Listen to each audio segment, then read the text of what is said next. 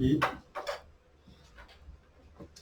데이빗 플레이시라는 분이 쓴 그 글 가운데 이런 짤막한 한 문장이 있습니다. 같이 한번 읽어볼까요? 하나님의 영광을 알고 하나님의 손에 쓰임 받기를 원한다면 하나님의 말씀 안에 살아야 합니다. 신앙이란 무엇인가 할 때 하나님의 말씀에 순종하는 삶이다. 우리는 그렇게 정의를 해볼 수 있을 것입니다. 하나님의 말씀은 우리 삶의, 우리 신앙생활의 영성의 근본 원리와 기준과 틀을 제공하는, 다른 말로 하면 생명의 능력이다. 이렇게 하나님의 말씀을 우리가 정의를 해볼 수 있을 것입니다. 우리가 성경적인 가치에 따라서 순종하며 사는 것이 하나님 나라의 백성의 사명이다 하는 것을 우리는 또 다른 말로 신앙이란 무엇인가 이렇게 정의를 해볼 수가 있을 것입니다. 다른 말로 하면 궁극적으로 하나님 중심의 삶이 신앙생활이고 또 하나님 말씀 안에서 사는 것이 신앙생활이다. 우리는 너무 잘 알고 있습니다. 그리스도인이라면, 성도라면 누구든지 이 말을 우리는 늘 듣는 말씀이기 때문에 잘 알고 있습니다. 이처럼 우리가 세상 한가운데서 한 복번에 살아가면서 말씀 안에서 살아야 한다는 것은 우리가 잘 알고 있지만, 문제는 말씀 안에 사는 삶이란 구체적으로 도대체 무엇을 뜻하는가, 그것을 깨닫고 행하며 사는 것은 참 어려운 일이기도 합니다. 성경을 보면 여러 성경 구절 가운데 하나님 백성들의 요구되는 삶의 가치들이 많이 있습니다. 하나님 중요하게 생각하는 가치들, 예수님이 중요하게 여기는 성경적인 삶의 원칙들, 가치들 있습니다. 그런 것들 가운데 한 가지가 사회적인 또 경제적인 약자를 도우라는 가치가 있습니다. 약한 사람을 도우라. 이게 우리 그리스도인이라면 우리 늘 듣는 얘기고, 어려운 사람들, 가난한 사람들, 약한 사람들을 긍휼히 여기고 또 그들을 돕고 그들에게 선을 행하라는 것, 우리는 잘 알고 있습니다. 또 많은 성경 구절 중에 우리는 익히 다 알고 있는 성경적인 가치이기도 합니다. 다른 말로 하면 약자는 물론 물질적인 약자도 있지만 영적인 약한 사람들, 영적인 그런 초신자든 영적으로 교회를 오래 다녔지만 그래도 영적으로 성숙하지 못해서 연약한 사람들, 그런 사람들 다 통칭해서 약한 사람들이라고 성경은 오늘 보면은 약한 자를 그렇게 정의를 하고 있습니다. 가난해서 힘이 없거나 아니면 영적으로 연약해서 약한 사람들, 그들을 붙들고 도우라는 명령이 성경에는 굉장히 많이 있는 것을 우리는 잘 알고 있습니다.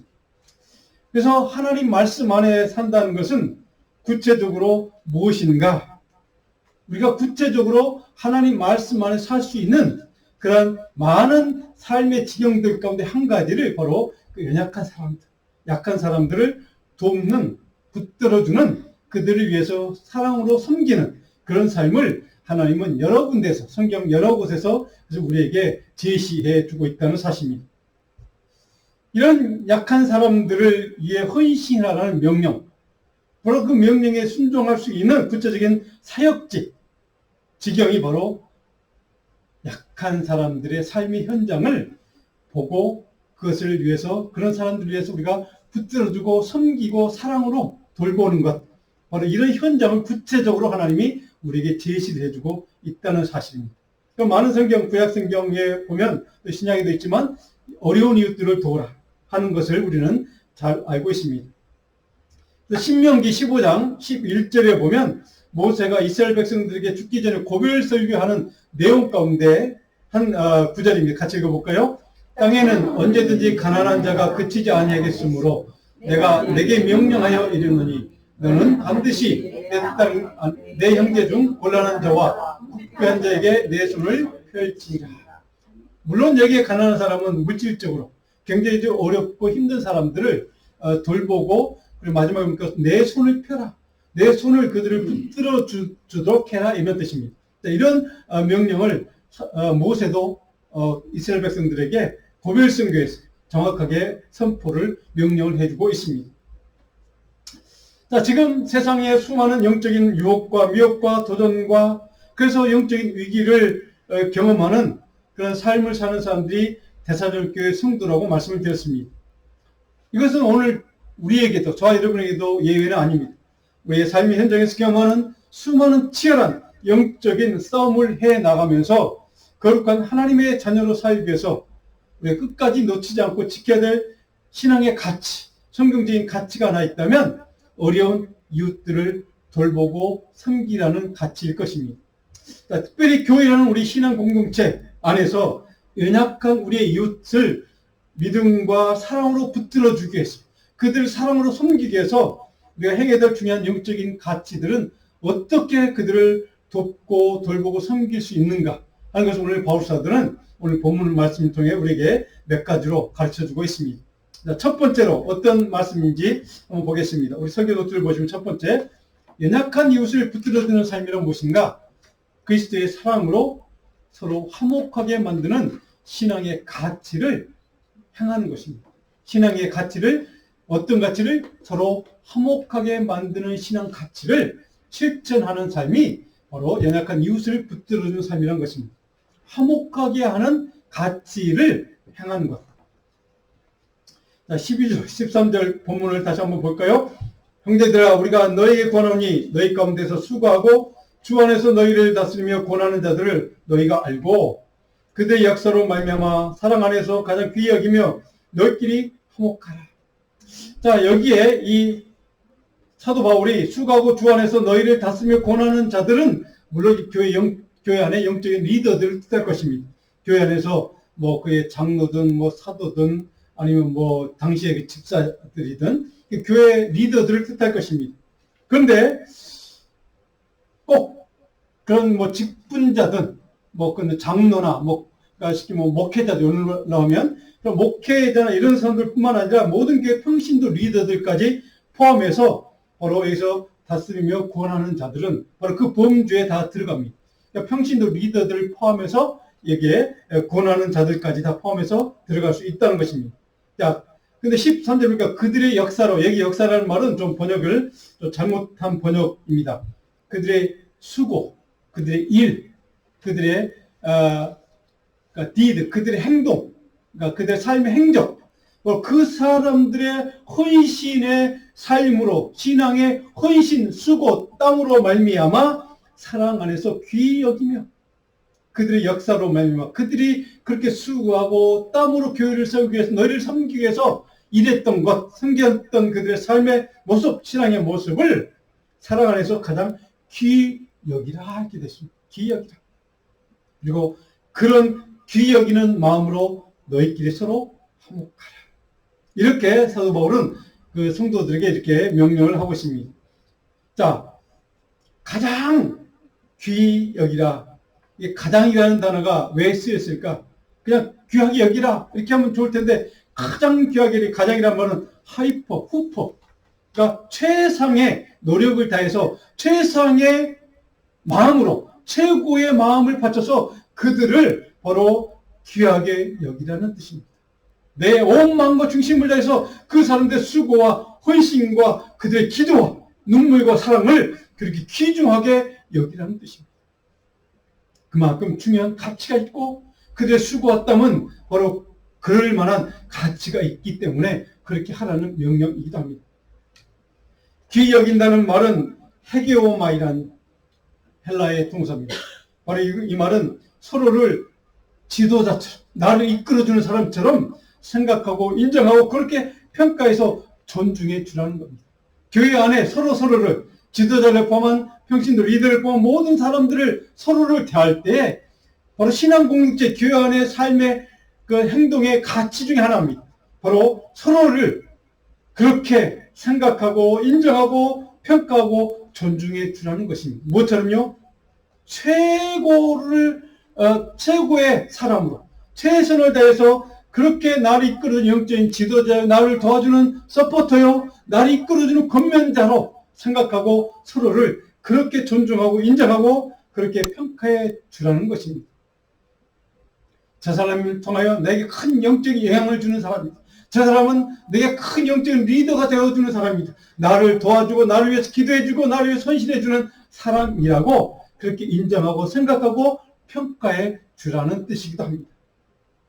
그런 서로를 위해서 존중해주고 평가해주고 인정해줄 때에 바로 그런 삶을 통하여 너희가 서로 화목하게 될 수 있다는 뜻입니다.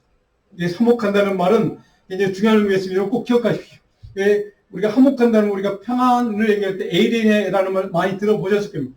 바로 거기에서 나온 파생입니다. 에레네우라는 말이, 이 말은 뭐냐면 하나님이 주시는 평화의 조건이 있습니다. 평화를 이루기 위해서 하나님이 주시는 조건, 이렇게 해야만 하나님의 말씀 안에서 하나님 명령을 지킬 때 평안을 누릴 수 있는 그 조건들 안에서 사는 것을 뜻합니다. 그것이 화목이라는 것입니다. 너희는 신앙 공동체 안에서 이렇게 살아야만 돼, 이렇게 섬겨야 돼, 이렇게 사랑해야 돼 라고 하는 하나님이 주시는 가치도 있습니다. 명령들이 있습니다. 그 안에서 살 때에 참된 화목이 이루어질 수 있다는 뜻입니다. 그래서 중요한 것은 그 가치 중에 하나가 무엇이냐, 바로 가장 귀히 여기는 것입니다. 교회 안에서 상대방을, 어떤 집사님, 어떤 권사님, 장로님, 어떤 교회 안에서 누구든지 서로에 대해서 가장 귀한 존재로, 저분 통해서 내 믿음이 자라고, 저분 때문에 내 신앙이 성장하고, 저분 때문에 내가 평안을 누리고, 저분 때문에 내가 기쁨을 누리고, 저분 때문에 내가 권면을 받고, 저분 때문에 내가 신앙의 길을 내가 올바른 길로 나아가고, 저분 때문에 내가 그리스도의 사랑을 경험하고, 이런 최고의 존재로 여겨주는 것, 그것이 가능할 때 바로 진정한 하나님이 주시는 평화와 화목을 우리는 느낄 수 있고 경험할 수 있고 그것을 누릴 수 있다는 것입니다. 사랑하는 여러분, 이것이 바울 사도가 오늘 이 두 구절을 통해 우리에게 주시는 하나님의 명령입니다. 화목하라는 말, 우리가 화목해야 된다, 평화해야 된다, 너무 잘 알고 있습니다. 그런데 화목은 구체적으로 어떻게 이루어지는가, 오늘 그 비결을 오늘 바울은 우리에게 가르쳐 줍니다. 바울은 데살로니가 교회 성도들에게 왜 그들을 섬기고 가르치고 권면하는 영적 리더를 보면서 서로에 대해서 이렇게 가장 중요한 존재로, 가장 귀한 존재로 여기고 인정하고 그렇게 믿고 그 사람을 평가해주고 존중해 주라고 얘기할까? 믿음이 연약하고 실제적으로 경제적으로 삶에서 힘이 든 사람들, 그 연약한 사람들을 돌보고 섬기고 서로를 그리스도의 사랑 안에서 권면하고 돕는 자, 신앙의 동력자로 서로 그렇게 인정하고 그렇게 존중해 주라는 명령을 왜 바울은 하고 있을까? 제가 처음 말씀드린 것처럼 데살로니가 교회 대부분의 성도들은 초신자들입니다. 그럼에도 불구하고 예수 그리스도의 말씀으로 바울 일행이 전했던 그 그리스도의 복음을 붙들기 위해서 여러 가지 시험과 유혹을 당하면서 넘어가지 않기 위해서 붙들고 몸부림치며 싸우는 영적인 전쟁 가운데 있는 그 성도들을 향해서 이런 명령을 하고 있는 바울 사도가 왜 그 신앙의 공동체를 위해서 왜 이런 명령을 하고 있을까? 그들이 믿음이 깊은 사람들, 성숙한 사람들이 아닌데 왜 이런 명령을, 정말 그것을 실천하는 것이 너무도 어려운 이런 명령을 하고 있을까? 그들이 믿음이 있는 사람들이고 바울이 잘못 생각해서 그럴까? 바울하고 그들이 초신자들이고 자기가 개척한 교회인데 그를 모를 리가 없습니다. 그럼에도 불구하고 그들을 향해서 이렇게 서로에 대해서 너희 서로 인정하고 존중해주고, 저 사람 때문에 내 믿음이 성장할 수 있고, 저 사람 때문에 내가 잘할 수 있고, 저 사람 때문에 내가 권면받을 수 있다고 그렇게 상대방이 서로 존중해 달라고 요구하는 이 무리한 요구를 왜 바울은 하고 있을까? 그 이유는 한 가지입니다. 그렇게 사는 삶의 가치를 가지고 살아갈 때 교회는, 신앙의 공동체 성도들은 비로소 신앙이 자라갈 수 있고 성숙할 수 있고, 그런 마음과 태도와 가치를 가지고 서로를 위해서 그런 대우해주고 존중해주고 가치를 가지고 그 사람을 인정해 줄 때에 비로소 모든 사람들이 내가 그런 존재로 인정받아야 되겠구나, 내가 그런 가치를 가지고 살아야 되겠구나, 내가 그런 하나님의 가치를 가지고 내 인생의 목표를 거기에 두고 살아야 되겠다고 하는 목표가 생기고 삶의 가치가 생기고, 그것을 위해서 그런 삶을 살려고 노력할 때, 영적으로 싸울 때 비로소 그런 사람은 내가 변해갈 수 있기 때문에 그런 목표를 지금 제시해 주는 겁니다. 그들의 믿음이 있어서, 그들의 성숙한 사람이어서 절대 아닙니다. 부족함을, 연약함을 왜 바울은 모르겠습니까? 그들이 부족한 것, 연약한 것, 쓰러지고 넘어지고 정말로 믿음이 미약한 것을 잘 알고 있습니다. 그럼에도 불구하고 그런 그들을 향해서 이런 명령을 한 이유, 그렇게 가치를 가지고 그런 삶을 지향해서 그런 삶을 살려고 몸부림치며 노력하는 그런 삶의 신앙의 모습을 통하여 그들은 비로소 하나님의 말씀 안에서 그리스도의 사랑 안에서 온전한 사람으로, 온전한 크리스찬, 온전한 성숙한 그리스도인으로 성장해 갈 수 있기 때문에 바로 그런 목표를 제시해 주는 것입니다. 사랑하는 여러분, 바로 이것이 오늘 저와 여러분이 주신 주님의 메시지라고 저는 믿습니다. 주님의 권면이니 바로 우리 교회를 향한, 우리 성도들을 향한, 오늘 수많은 그리스도인들을 향한 하나님의 명령이 바로 이것이라고 믿습니다. 사랑하는 여러분, 여러분들은 정말 다른 누군가를, 다른 성도들을, 이웃에 있는 그 어떤 집사님, 권사님, 장로님을 그렇게 존중하고 인정하고 그렇게 존귀 여기며 동역자로 살아가고 있는지, 우리 주변에 있는 어떤 집사님, 권사님, 장로님, 그분이 바로 나를 영적으로 살리는 그런 지도자, 동역자, 나를 돕는 자, 나를 인도해 주는 자, 나를 성숙케 하는 자, 그런 분이라고 존중하고 신앙생활을 하고 있는지 다시 한번 스스로 점검해 볼 수 있기를 간절히 바랍니다. 물론 집사님, 권사님, 장로님이든 우리 이웃의 모든 성도들 가운데 모두가 다 약점도 있고 허물도 있고 부족함도 있고 모자람도 있을 것입니다. 물론 목사인 저 자신은 더 큰 허물도 있고 약점도 있고 부족함도 있을 것입니다. 어쩌면 목사인 저에게도 저게 더 큰, 따지고 보면 허물도 있고 약점이 더 많을 것입니다. 그럼에도 불구하고 바울사도는 데살로니가 교회 성도들, 리더들과 모든 성도들을 향해서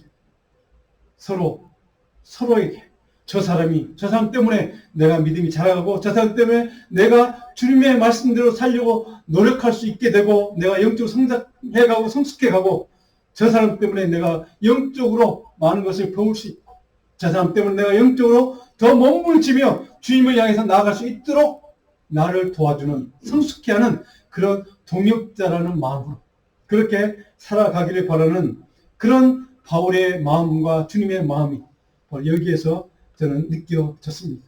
사랑하는 여러분, 하나님의 마음, 주님의 마음은 바로 저와 여러분들이 하나님의 공동체 안에서 이 세상 살아가면서 우리가 정말 그리스도의 사랑으로 우리를 품어주고 우리의 죄악임에도 불구하고 우리가 죄인임에도 불구하고 십자가에서 달려 죽으시면서 피 흘려 죽으시면서 우리 사랑으로 섬겨주셨고 품어주신 이유가 바로 그런 삶을 살도록 우리에게 몸소 주님이 보여주신 것입니다. 오늘 바울은 바로 그 말을 하고 있는 겁니다. 주님의 사랑으로, 십자가의 사랑으로 너희가 서로를 향해서 서로를 위해서 서로 그렇게 그런 마음과 태도와 가치로 그렇게 섬기고 사랑하고 그렇게 존중하기를 간절히 바라는 바울의 마음, 바로 그것이 저는 주님의 마음이라고 믿습니다. 여러분, 이것이 오늘 교회가 세상에게 욕을 먹지 않을 수 있는 유일한 길입니다. 세상 사람들에게 교회가 손가락질하고 목회자가 교회 지도자들이 왜 욕을 먹는지 바로 이유는 바로 여기 있습니다. 교회 안에 교회 지도자들이, 교회 성도들이 이렇게 서로를 위해서 존중하거나 서로를 위해서 그런 가치를 인정해주고 서로에게 바로 저 사람 때문에 내 믿음이 자랄 수 있구나, 저 사람 때문에 내가 격려받는구나, 저 사람 때문에 내가 믿음이 자랄 수 있구나, 저 사람 때문에 내가 정말 내 믿음이 정말 하나님을 향해서, 주님을 향해서 믿음의 푯대를 향해서 나아갈 수 있게 되는구나, 그런 마음으로 그런 가치를 인정해주고 존중해주고 그 사람을 위해서 우리가 사랑으로 섬길 수 있는 그런 교회가 된다면 어떻게 세상 사람들이 우리를 향해서 손가락질하고 욕하고 우리를 비난하고 비아냥거릴 수가 있겠습니까? 문제는 우리가 그렇게 살지 못한다는 데 있습니다. 그렇기 때문에 세상 사람들이 욕을 하고 우리를 조롱하고 우리를 손가락질하는 것입니다. 사랑하는 여러분, 오늘 저와 여러분이 적어도 우리 교회는 좀 이런 교회가 되기를 간절히 소원합니다. 이런 교회가 될 때 세상 사람들은 비로소 예수님을 보게 되고 우리의 삶의 모습을 통해 십자가로 주님 앞으로, 말씀 앞으로, 생명의 말씀 앞으로 나오게 될 것입니다. 저는 이것이 오늘 이 시대 우리 교회가 할 일이라고 교회의 사명이라고, 우리 성도들의 사명이라고 저는 믿습니다. 사랑하는 여러분, 이것이 이루어지지 않을 때 교회는 여전히 욕먹고 손가락질 당하고 조롱당할 수밖에 없습니다. 이런 신앙의 공동체를 간절한 마음으로 바랬던 바울사도는 이 데살로니가 교회 초신자들이 대부분이었던 그들을 향해서 이런 무리한 명령을 하고 있습니다. 네. 그래야만 그것이 하나님의 나라를 이루는 길이고 하나님의 복음을 선포하는 길이고 그것이 예수 그리스도의 사랑을 나누는 길임을 그는 알고 있기 때문에.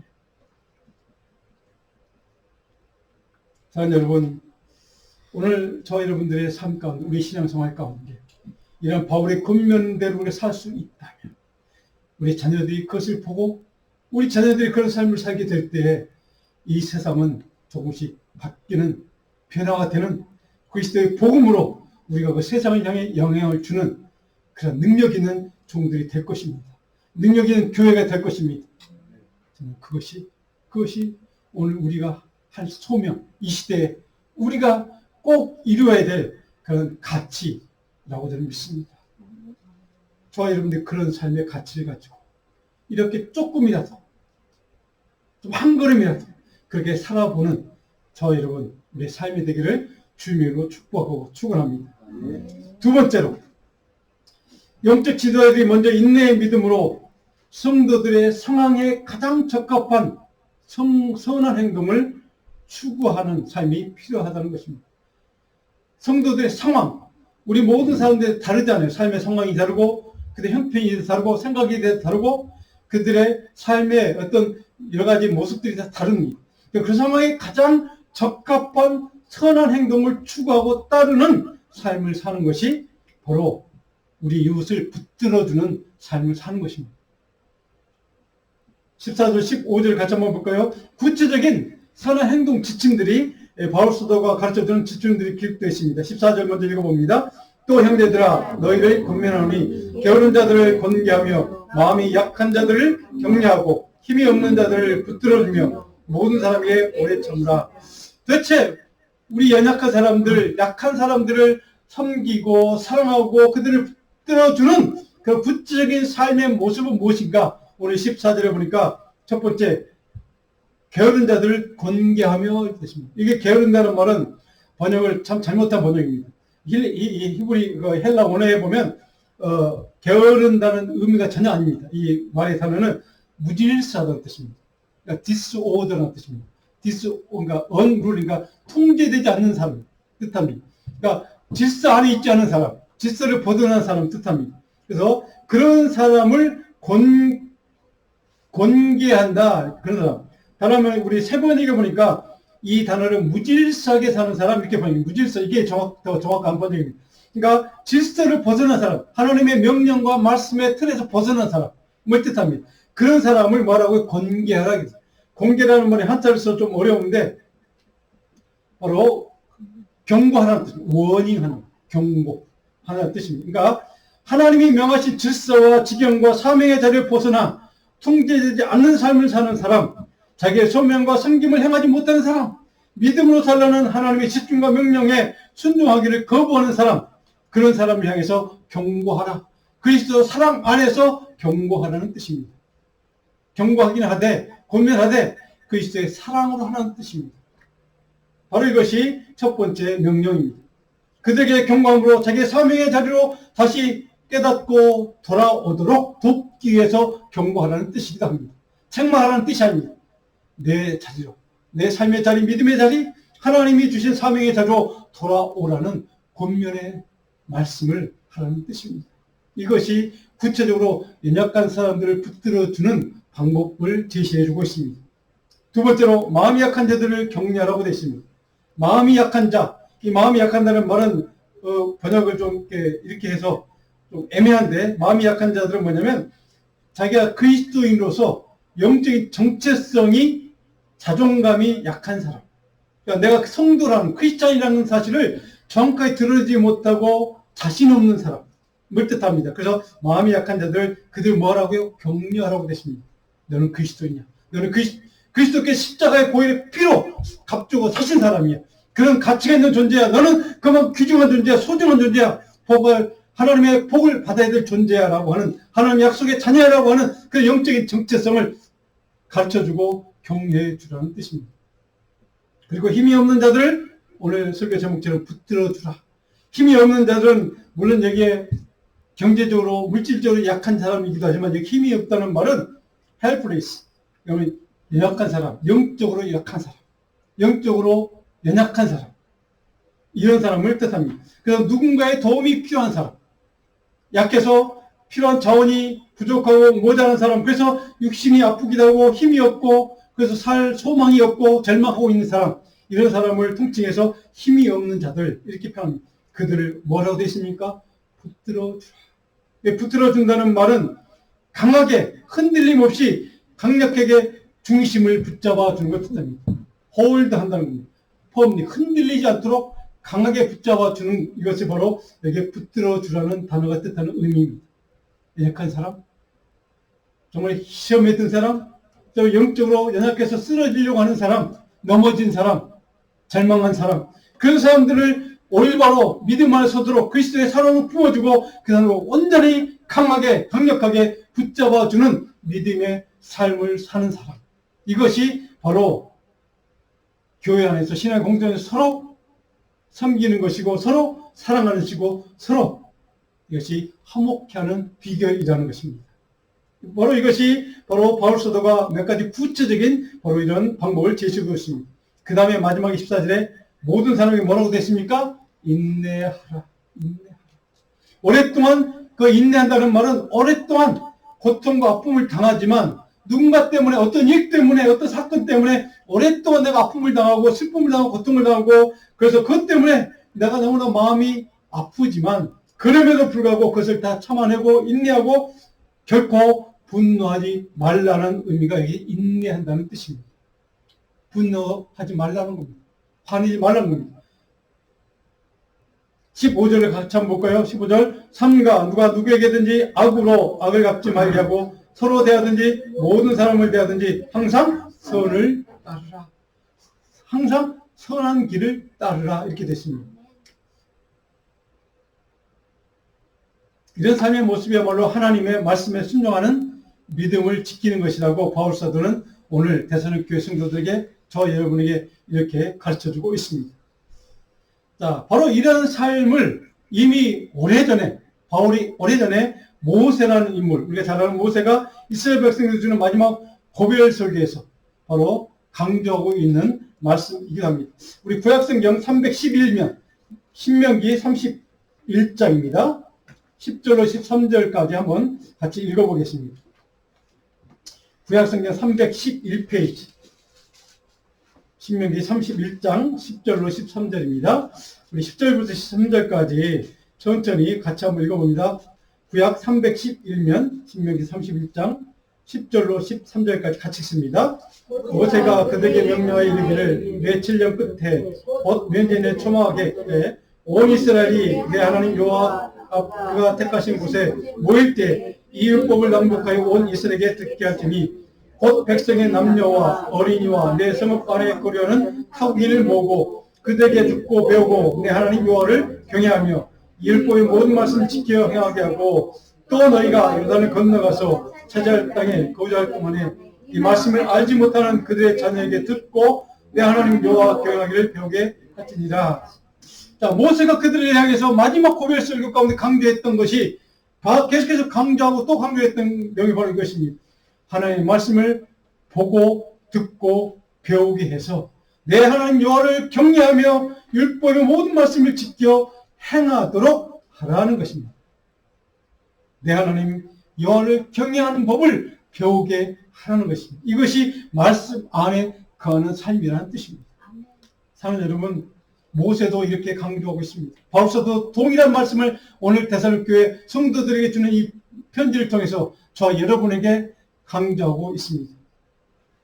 말씀을 듣고 지켜 행하고 하나님의 그 은혜를, 하나님의 말씀을 경외하는 삶이 곧 신앙의 중요한 원칙이라는 것을 이렇게 바울은 강조해 주고 있습니다. 악한 이웃을 붙들어주기 위해서 그리스도인의 우리 성도들의 믿음의 공동체인 교회 안에 구체적으로 어떻게 살아야 할 가치를 이렇게 바울은 우리에게 몇 가지로 나눠서 설명해 주고 있다는 뜻입니다. 하나님 말씀과 명령에 벗어난 길을 가는 사람에게 권면하고 사랑으로 경고하고, 그래서 그 사람이 그의 사명의 자료, 믿음의 자료 온전히 다시 돌아오도록 격려하고 권면하는 뜻입니다. 그들의 사명과 그들의 헌신의 자리가 바로 거기가 아니라 여기라고 그들에게 사랑으로 다시 한번 돌이킬 수 있도록 기회를 주는 것, 이것이 서로 최상의 사람으로, 당신이야말로 내 믿음을 자라게 하는 사람, 당신이야말로 내 믿음이 성숙케 하는 도와주는 사람, 영적인 동역자라고 가장 존귀하게 인정하고 존중하고 평가해 주는 그런 믿음으로, 그런 믿음의 가치로 살라고 말씀하신 이유가 바로 거기에 있습니다.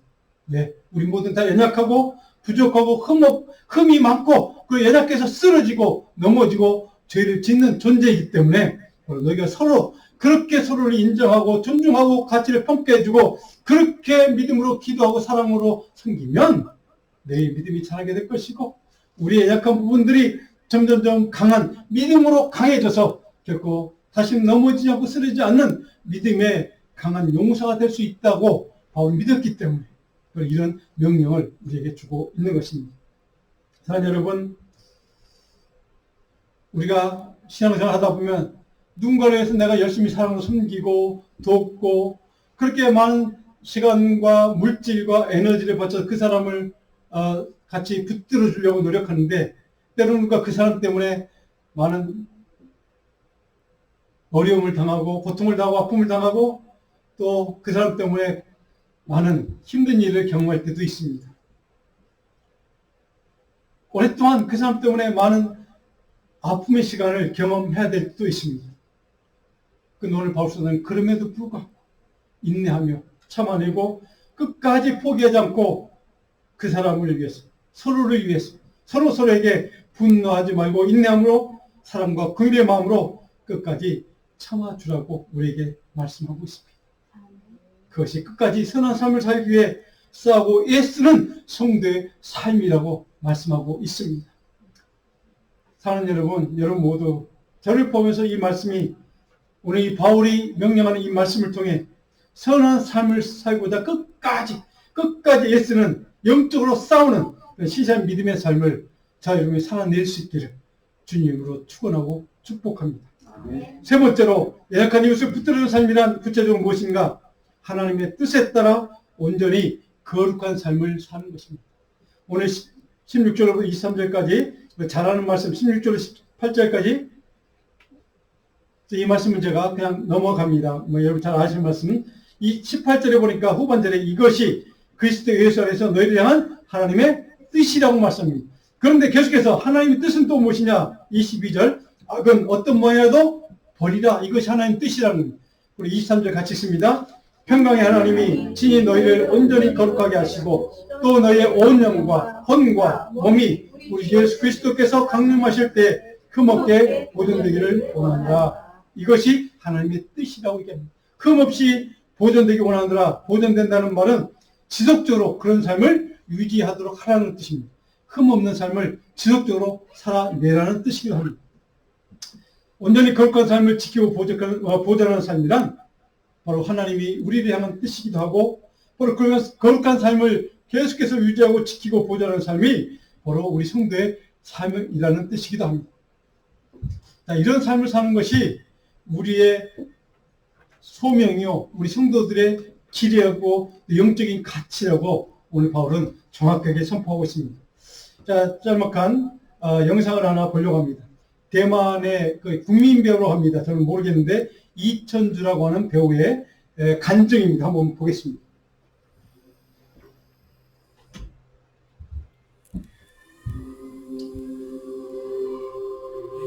李天柱，恭喜你们，再见你。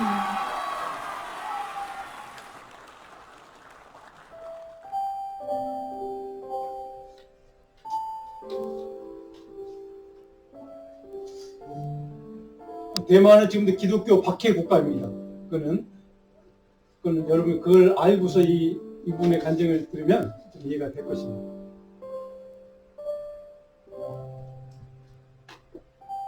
你们都很棒，只是上帝拣选了我。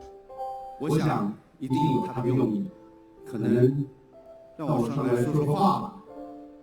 与其我想了一下，与其跟大伙儿一样，那么千篇一律的谢谢这个谢谢那个，感谢是不用说的，每一个人我们都值得感谢。可是你们想不想听一些不一样的？我是基督徒，那么就用我的方式，我跟我的神，让我们这个大家庭，我们现在共聚一堂。可是要知道，还有很多的大家庭在外面水深火热。让我用我的圣经里面的主导文来为这片土地上面的人来祷告，好吗？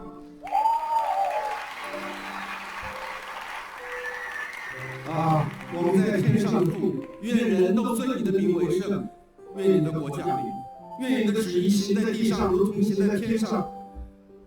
我们日用的饮食，今日赐给我们，免我们的债，如同我们免了人的债，不叫我们遇见试探，救我们脱离凶恶，因为国度、权柄、荣耀，全是你的，直到永远。阿们。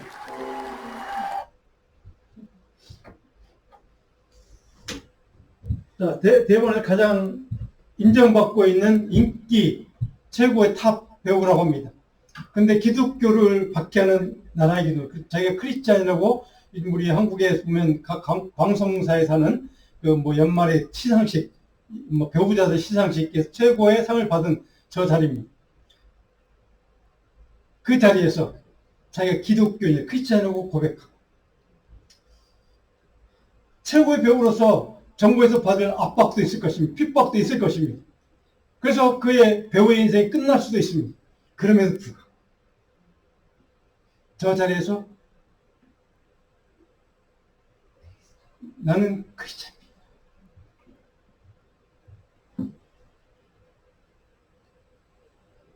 자기가 가지고 있는 모든 명예나 어쩌면 소유까지도 빼앗길 수 있는 그런 위험을 무릅쓰고도 이렇게 당당하게 주기도문을 외우면서 이렇게 고백할 수 있는 믿음의 사람.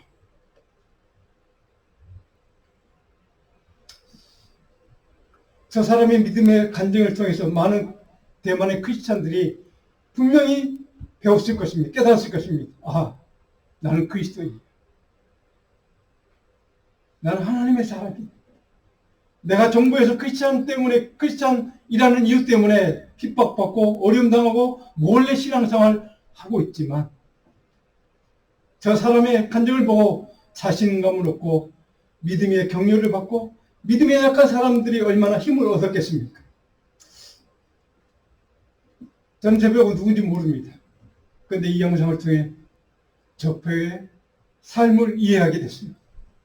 저럴 수 있는 사람이잖아요. 오늘 우리에게, 오늘 저와 여러분들에게 이렇게 신앙생활하기 좋은 나라에서 그리스도인이라고 당당히 고백해도 누구 하나 욕하지 않고 자랑스럽게 여길 수 있는 이 나라에서 이 땅에 살면서 크리스찬으로 살면서 적어도 우리가 누군가 한 영혼에게 연약한 믿음의 삶을 사는 그 한 영혼에게 당신은 하나님이 사랑하는 최고의 존재입니다. 당신 때문에 내 믿음이 자랄 수가 있습니다. 당신의 기도와 사랑과 헌신과 당신의 그 믿음의 모습 때문에 내 믿음이 자랄 수 있게 된 것을 나는 고맙게 생각합니다. 오늘 바우스가 말씀한 것처럼 이것이야말로 연약한 한 영혼을 붙들어주는 크리스찬의 삶이라고 저는 믿습니다.